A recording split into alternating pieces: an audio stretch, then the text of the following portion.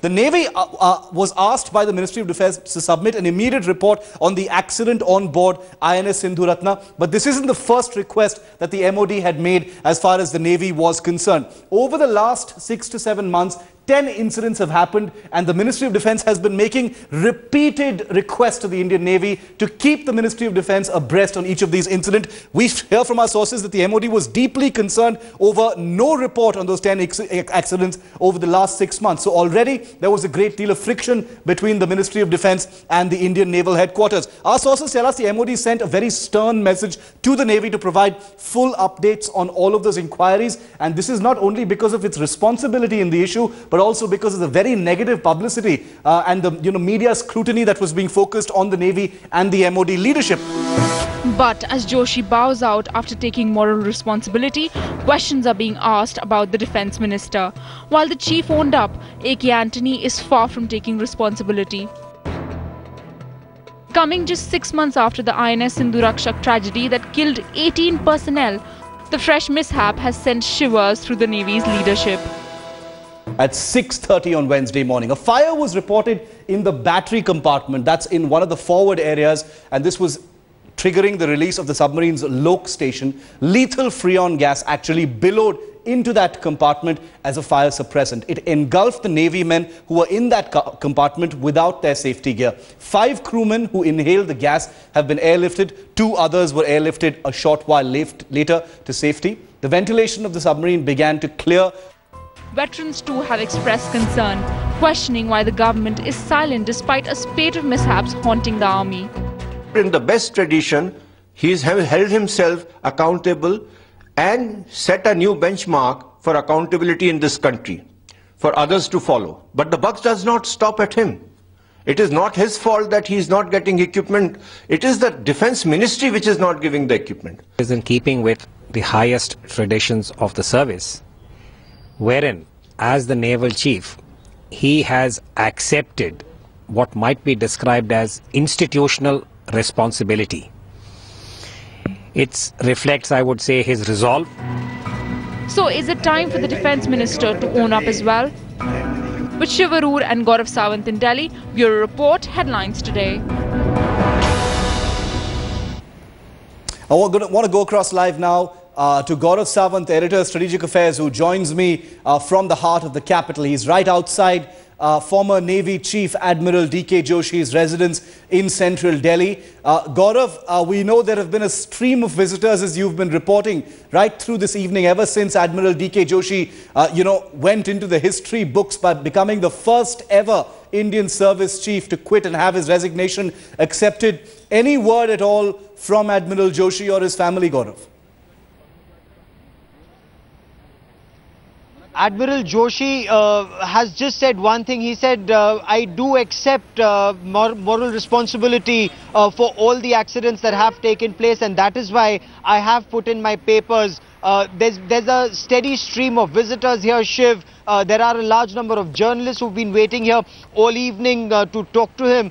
And that is all that he said. He said, I accept moral responsibility. There is nothing else that I want to say on this subject. But sources in the Navy saying there is so much more that needs to be said on this subject. Shiv, as you and I have been reporting constantly, there was this intense standoff between Naval Headquarters and the Ministry of Defence after a series of accidents, and some that the Navy describes as routine incidents and the Ministry of Defence describes as accidents. And that was where both the Navy and the Ministry of Defence were not on the same page. And Defence Minister AK Antony, when he summoned the Chief of the Naval Staff, and as sources in the Ministry of Defence later said that Admiral DK Joshi was given a dressing down. This is something that did not go down very well with the Navy. This indeed will impact the morale of the fighting force, clearly at a time when they're battling with incidents that have taken place. As far as the Navy is concerned, Shiv, as you and I well know, they've described only 3 incidents that can be described as major incidents. One is on the 14th of August when INS Sindhurakshak blew up in the harbour. We lost 18 sailors that day when INS Talwar then collided with a fishing vessel. And then this incident that has taken place this morning when 2 sailors are still reportedly missing on board INS Sindhuratna. The others, the Navy says, are incidents that take place. It's like a tire puncture. A Yes. car moves out on the street.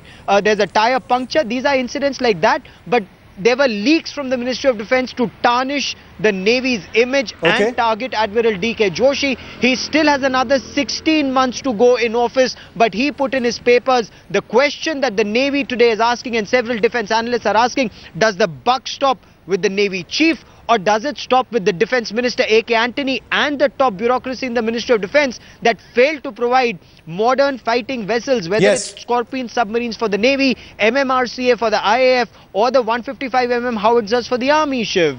It's an extremely distressing day for every single man and woman in the Indian Navy today, and that's why we're going to be bringing you every single development in a very sensitive manner. It's difficult for those not in uniform to actually fathom what it means to have a chief actually resign, taking moral responsibility for what's been happening in the Navy. Gaurav, just stay with me. I want to take our viewers through Admiral DK Joshi's resignation letter. We're the only ones who have the full text of that letter. I just want to read it out, parts of it to you. He's taken moral responsibility. The past few months, incidents that have impacted the professional image of the Navy, while the government has continued to repose its fullest trust and confidence in the service, I consider my continuation as Chief of the Naval Staff as untenable. That's the word he uses. In the interests of accountability, I therefore accept fullest moral responsibility for the above-mentioned incidents, and hence I have the honor to resign with immediate effect. In the interim, the Vice Chief of Naval Staff may discharge the responsibilities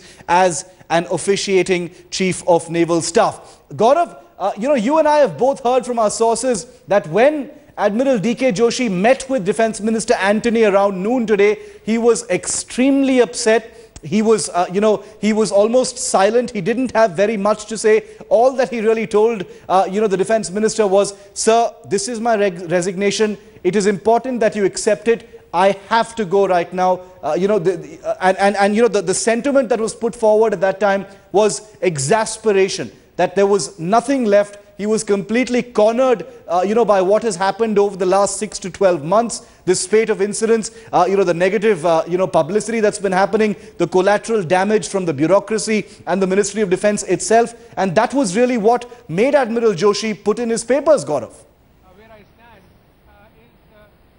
You're spot on, Shiv. You and I have been tracking this story very closely over the past several months, and the way the Navy was targeted by elements within the government just goes on to show that at one point of time, Admiral DK Joshi, as you read out from his resignation letter, at one point of time he said enough is enough, and he put in his papers. But there are several questions that Defence Minister AK Antony and the top bureaucracy in the Ministry of Defence will have to answer in terms of not being able to provide the modern fighting equipment that the Navy was looking for, not being able to provide the kind of trained manpower, the kind of incentives that Navy was looking for that trained manpower. All of that adds up to the frustration and the speed with which the Defence Minister accepted the Navy Chief's resignation just goes on to indicate, were they just looking for a scapegoat and an easy exit, and that easy exit is clearly not coming. Now, we've been also speaking to the veterans community, and they say on the one hand, government sends out one kind of a signal when it clears things like one rank, one pension, and when it tries to say we are very close to the armed forces. On the other hand, there's complete lack of appreciation of what the armed forces actually want and what they're actually able to deliver, Shiv. It's a dark day for the Indian Navy and for the Indian military, and I hazard to say the Indian security establishment itself. It doesn't augur well at all for the country when a service chief considers that he has no choice but to take moral responsibility for what's happening and to actually quit. How many politicians, how many netas would actually do something of this kind? It's been described as a demonstration of the best traditions of the service, and that is self-sacrifice. Gaurav, continue to stay with me for a moment longer. We spoke to two former service chiefs, Air Chief Marshal Fali Major and a former Navy Chief, Admiral Surish Mehta. Here's what they thought about what's happened today.